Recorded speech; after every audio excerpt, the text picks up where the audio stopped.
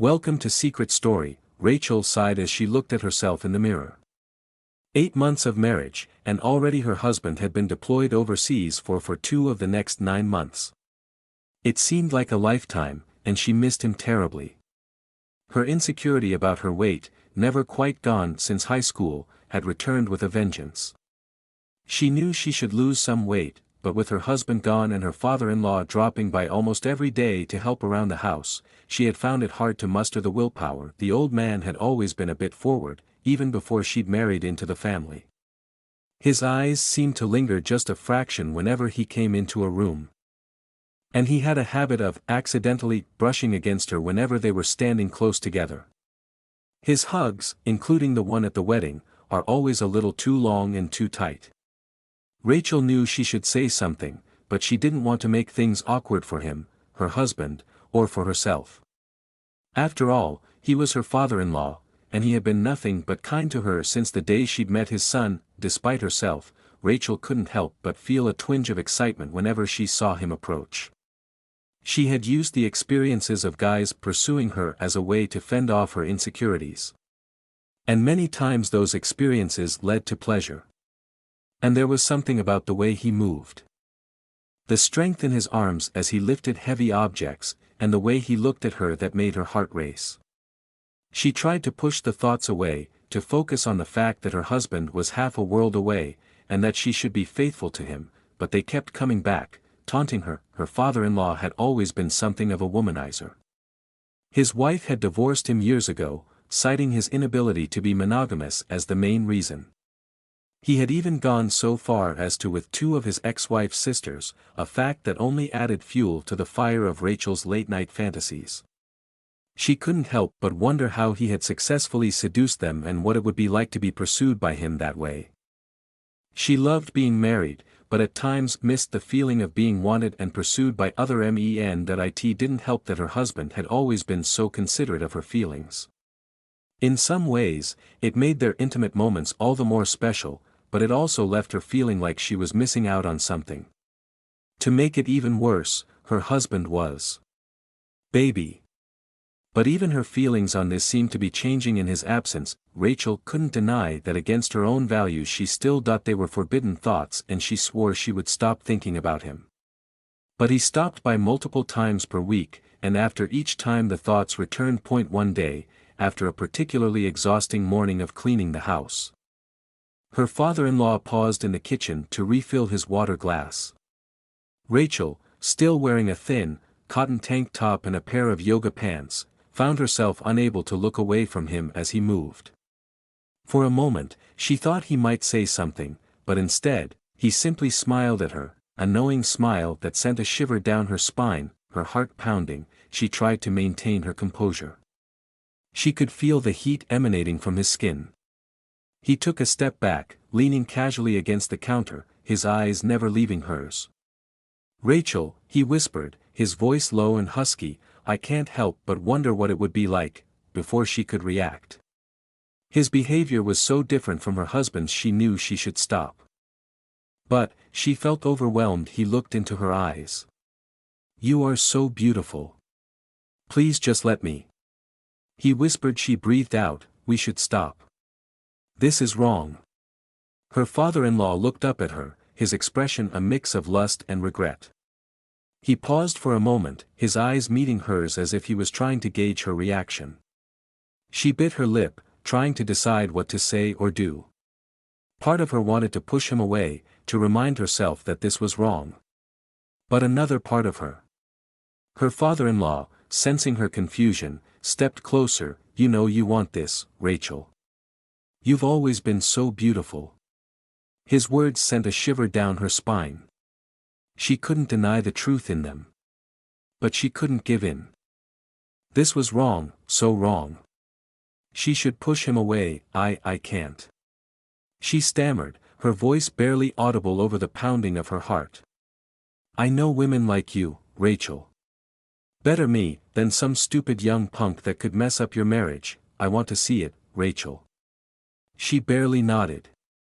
"Tell me you want this, Rachel." She couldn't speak, could barely breathe as he took her like this, in the house she shared with her husband, his son. She wanted it, she couldn't deny that. She wanted him to make her forget everything but this moment, this pleasure, please. She out, unable to find any other words, and he stood up and walked toward the door. She was stunned as he was leaving. Only to turn around and say, "Next time, it's my turn." Her heart pounded as she heard him walk away. It was all so surreal, like a dream she couldn't wake up from. The guilt was crushing, the desire that had been unleashed both exhilarating and terrifying. She didn't know how she was supposed to move forward from this was wrong on every level, and if she didn't put a stop to it now, she'd only end up hurting herself and her husband even more. She spent the next few days in a haze, her mind constantly drifting back to the encounter with her father-in-law.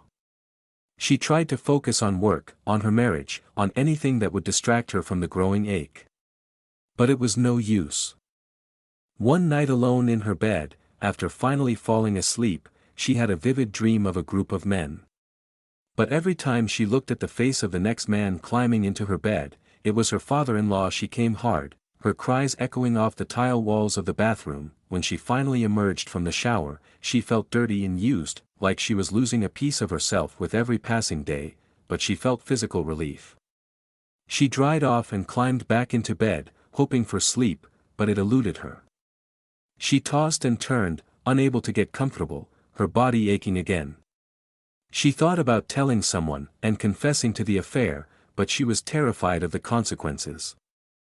Her marriage, her family, her reputation would all be ruined. No, she had to find a way to end it, to put an end to this twisted game they were playing. 2 days later when Jack came over, she tried to resist his advances, but it was futile. After, the guilt was almost unbearable. The next few days were a living hell. She knew she had to end it, but how? She couldn't just come out and tell him she wanted it to stop. That would only make things worse, wouldn't it? And did she want it to stop? When they were together she felt alive, wanted. She craved that feeling. And she knew, it wasn't going to stop until she cheated on her husband with him. When she realized that, she felt a sense of surrender. She knew if Jack wanted it, she would let him. She waited for him to come over again, her heart racing with anticipation and fear. When he arrived, she made sure to greet him with a smile, a kiss on the cheek. He seemed surprised, almost pleased. "Such a good girl, so ready for me." Welcome to Secret Story. This is a true story from about 25 years ago, and the couple I refer to are still very good friends of ours. For the story I shall refer to them as John and Julie. John was my best friend and a work colleague, and Julie was and still is his wife. We were all in our mid-30s and living in a small town in rural Suffolk when Julie propositioned me at a party that I had known and worked with John for a number of years when he met, fell in love with and married the gorgeous Julie. My wife and I spent nearly every weekend with John and Julie, either partying or eating out and drinking lots, and generally having a great time. John and Julie had been married a few years when this took place. We were at a party when Julie asked if we could have a chat outside. I mentioned to my wife that Julie wanted to talk in private, and this made us both worry that something may be wrong with their marriage. John now was as drunk as a skunk and crashed out on a sofa, so it was easy to slip outside with Julie. Julie said, "I have made a serious error and need to borrow some money without John knowing. Would you be in a position to help me?" I said, "Talk me through what has happened, as I don't want to offend John." Julie said, "Don't ask me to explain, please. I will do anything if you could just help me." I had been drinking, otherwise I would probably not have said what I said. Julie said, "Okay, I am desperate.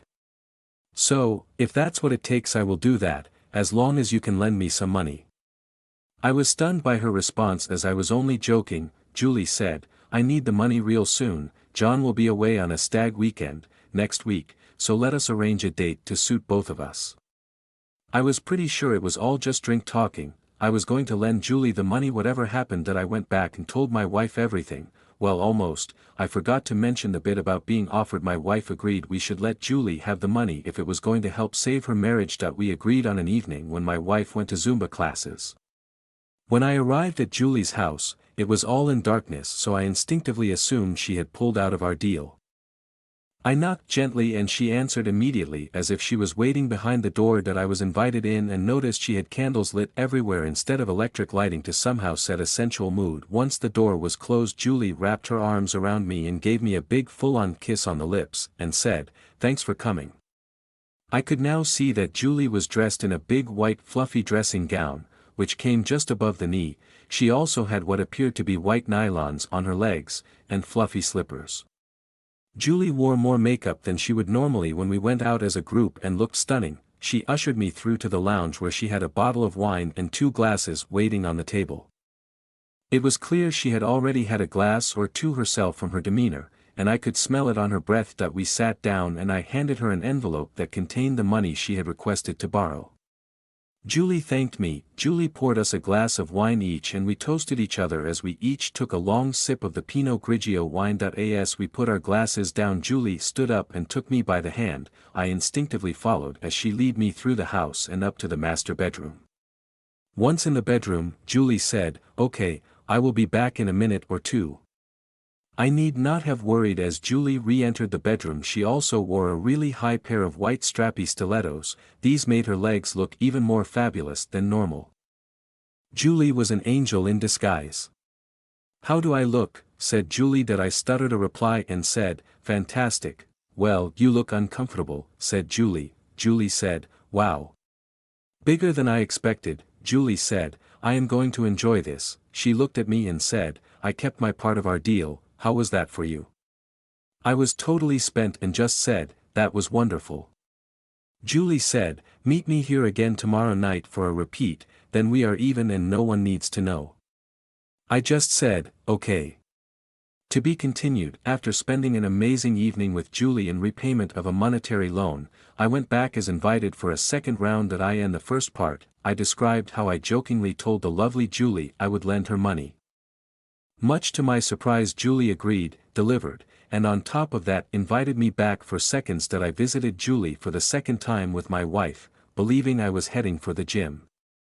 I go daily, so it was not unusual for me to go out at this time. I arrived at Julie's house in shorts, a t-shirt, and flip-flops, having parked my car a street away so as not to give the neighbors anything to discuss. It was dark when I arrived, so I hoped I was not spotted, but as a regular visitor to the house, it would not be unusual to see me around. Julie opened the door and quickly ushered me in. Julie was hidden by the door, so all I saw was her face and head. My jaw nearly hit the floor when I saw her fully as she closed the door and switched on the lights. Julie looked at me and said, "You obviously like what you see then." Julie led me up to the master bedroom, which was decked out with candles and soft lighting. I took the lead from here. Julie seemed completely spent and in ecstasy. Julie sat up and said, "Okay, it's your turn." Julie did not stop for a second. Julie and I had a few minutes lying together before I went off to the bathroom to shower. I had never used the ensuite in Julie's house and was amazed at the size of the wet room and what an amazing shower setup she had. I had been in the shower for a few minutes when I heard the bathroom door open and close. I continued to wash and clean myself when I felt a pair of hands wrap around me from behind. I looked down and was surprised to see that these did not look like Julie's hands. They seemed much smaller. I spun around and was amazed to see Lisha, Julie's much younger sister. Lisha is 10 years younger and at least 6 inches shorter than Julie. I said, "What the hell are you doing in here?" Lisha said, "Julie told me all about you and I wanted a bit of the action." Lisha said, "Julie said you knew how to use it. I needed to find out, so I have been staying with Julie and watching you." I didn't know if this was a trap or what was going on until Julie appeared at the door. She stood watching and said, "Enjoy." When she had finished, she thanked me and left. I finished showering and got dressed. I met both of the girls in the kitchen drinking wine and had a few minutes with them before I had to leave. I said to Julie, "Perhaps you will explain to me later what that was all about. And if you miss a payment.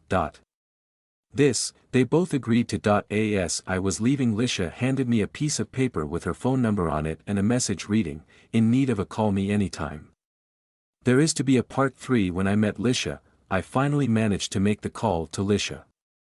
It was 3 weeks after she handed me the note with the intriguing message written thereon, "In need of a call me anytime."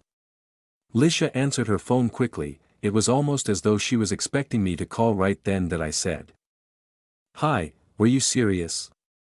Corny, I know. Lisha replied, oh yes, when and where can we meet? I have been expecting your call, how come you have taken so long to call me? I said, I was never quite sure you were serious. Lisha replied, I have never been more serious in my life. I said, okay, I will get back to you as soon as possible, I need to check out my wife's movements over the next few days. Then we can meet up. Lisha said, can I come to the gym with you, you can show me what to do.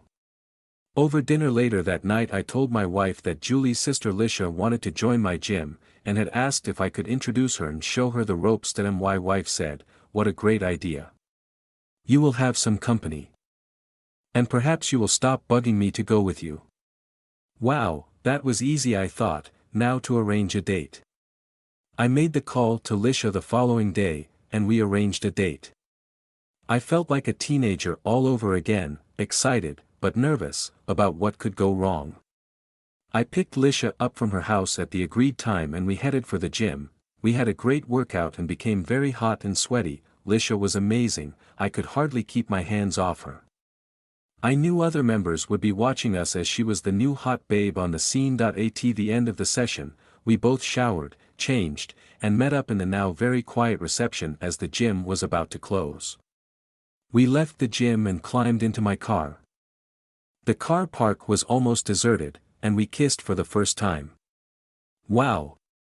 You're huge! She gasped. I said, can you take it all? I started the car up with Lisha lying in my lap. I drove out of the car park and drove towards her house. I knew there was no way I could last. We arrived at her house minutes later. Lisha climbed out of the car, kissed me on the cheek, and said, same time tomorrow. Then she was gone. We trained together several times after that, and I was lucky enough to get each time. Sadly, Lisha met her now husband soon after. He was jealous of our relationship and stopped her training with me. We lost touch sadly as the years ticked by, until I saw Lisha at Julie and John's house more recently. We then spoke about how naughty we were and agreed to our story being published. As I left John's house, Lisha forced a piece of paper into my hand. I read it later and found it contained her mobile phone number and a note. The note reads, call me if you want another. I was curious, we were both much older, and both in long-term relationships. Lisha still looked hot, but I had put on some weight and was not as fit as I was back then. I sent Lisha a text message, if you are serious, meet me at my office. I gave her the address, after 6 any evening as I would be alone. Later that week, after all the other staff had gone home and I had locked the doors, there was a knock on the door. I checked the cameras and could see it was Lisha standing outside looking incredibly hot. I quickly ushered her inside, hoping no one from the neighboring business premises had seen her arrive. Lisha looked great in a simple, very short denim mini skirt, white vest top, and stiletto sandals. I thought we could hang out for a bit, she said as she had a good look around. I guess we are alone. No one to disturb us. She said. Yes, we are the staff, all left an hour ago, I said. With a big smile on my face, Lisha walked towards me as I sat perched on the edge of my desk. Picked her up, and spun her around so she was now the one sitting on my desk. Wow, you are still very strong. She said. Lisha slipped her hands down. Wow, twice my husband. Can you still handle it? I said. Let's find out. She said. Lisha collapsed forward on the desk, exhausted and very sweaty. I thought it was just in books. Lisha said, can we do it again sometime? Perhaps somewhere more comfortable.